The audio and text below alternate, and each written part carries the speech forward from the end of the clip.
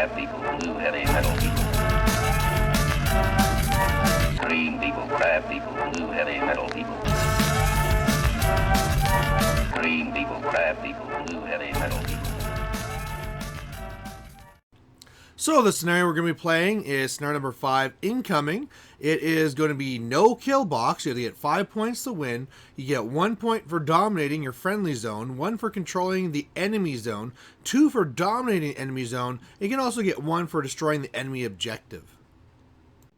Hey there guys, this is me, Malorian, and this will be the first game of the Steamroller I went to where I brought my double Cephalix. In the first game here, I am going to be up against a guy named Jacob. I've never faced him before, or even seen him before, so really great to see some new faces here. And in his pairing, he had both Rahn and Rahn. And I thought, wow, that's kind of a different pairing I haven't seen. And that's where he kind of admitted to me that he's actually really new to Retribution. He just got into the new faction. And so I thought that's actually, well, that was great information for me. My two lists were the Thexus and the Siphon. The Siphon has the 6 Wreckers, which I need to destroy the big Jack, the big huge Hyperion that you see here. But I thought, you know what, if it is divide and conquer, because it's first game and I couldn't remember who it was, let's get the Thexus list out of the way. So that's what I decided to do. Turned out there wasn't any divide and conquer anyway, but that's what we got going on here. We got Rahn versus Thexus.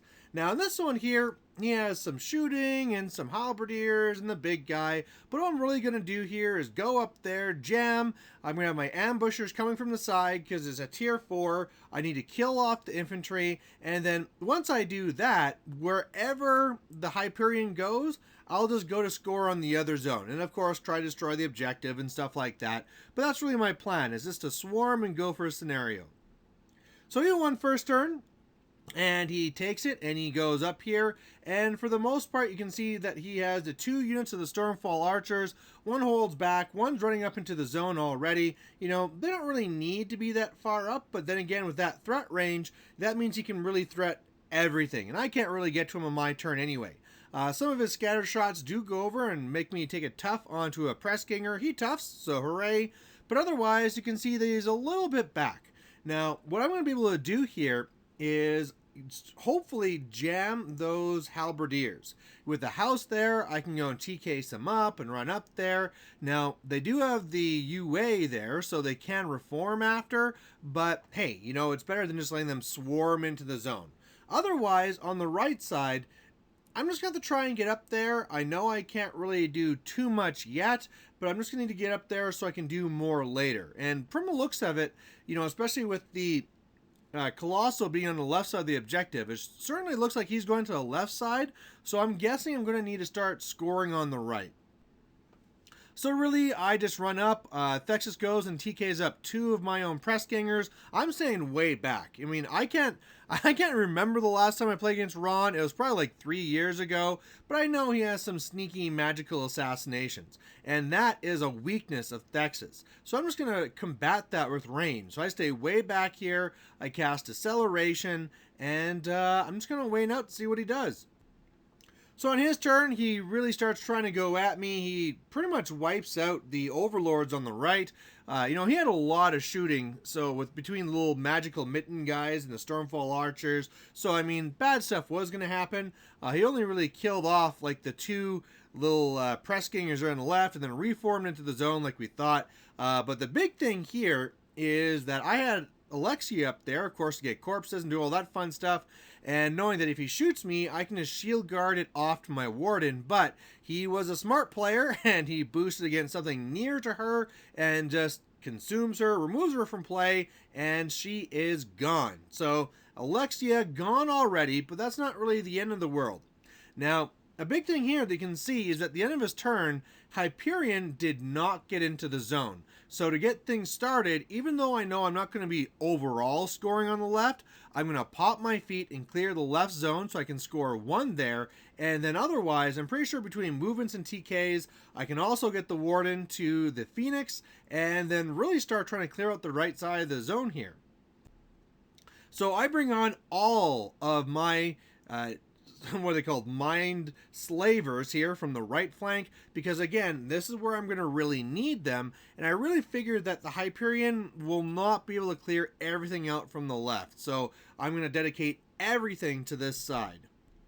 So after I go up here with Thexus, I pop my feet, I move things out of the zones. On the right, I'm kind of moving things around so they're in better spray positions, and further over so that the mine slavers can get to them. And of course, moving around the Phoenix and all that stuff. One of the agitators is going to go up there and instigate, and then I'm able to charge in there with the Warden for free.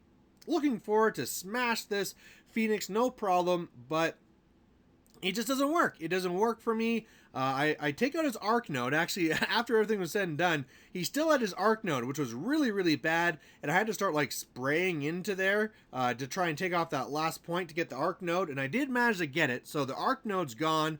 But wow, I just thought that Phoenix would be dead. So that was a little bit not what I wanted. Otherwise, you can see that on the left, after all the sprays from the overlords, from when they're all TK'd together, feeded together rather, the halberdiers were really just decimated. Not many of them left. Otherwise, I am now controlling that zone with the overlords, so I'll be getting 1 point there.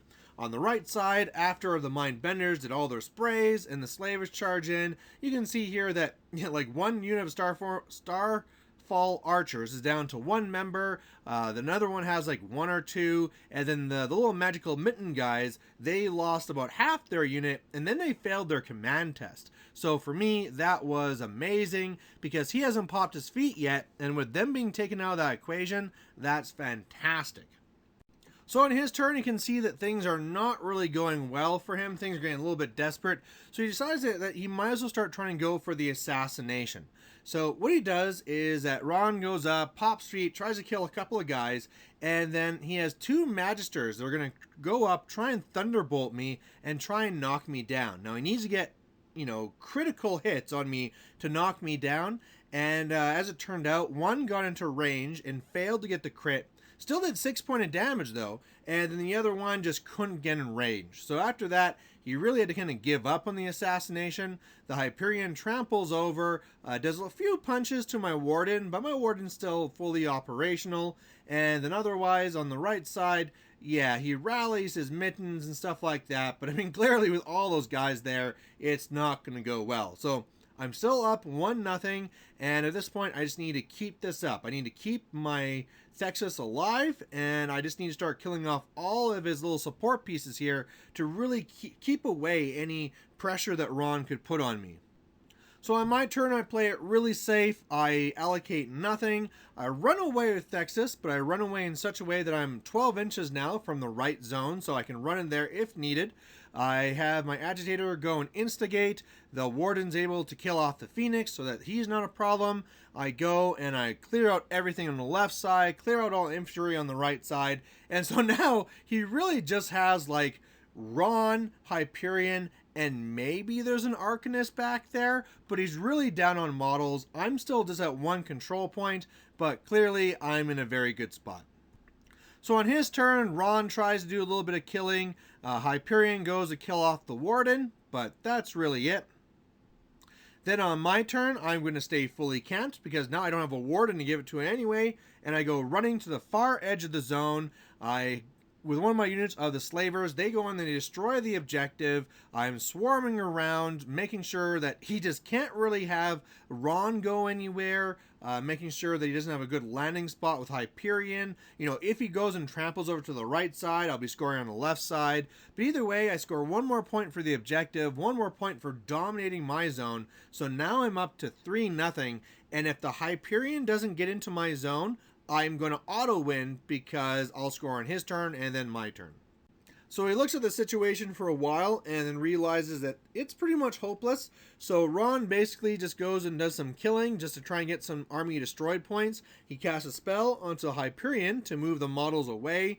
Hyperion was able to walk down to the objective and then really easily just smash my objective, smash like an agitator to get some more points, and that's really it. So he's going to get one control point for his turn, but on my turn, I'm going to get to one control point, and then I need to do nothing, dominate mine again, go to 5, and that's going to be the game. So Overall, the game did go the way that I liked. He did have that one shot against me during his feet turn where it's like, I never like it when I give my opponents that shot, right? I don't know what the odds were. I know it wasn't good, but the fact that I gave it to my opponent at all means like I got to be a little bit more careful. Otherwise, Jacob was a great friendly guy, nice to play somebody new. And hey, as far as the tournament goes, that's the first win. So we'll see where we go from here. And thanks for watching. Bye.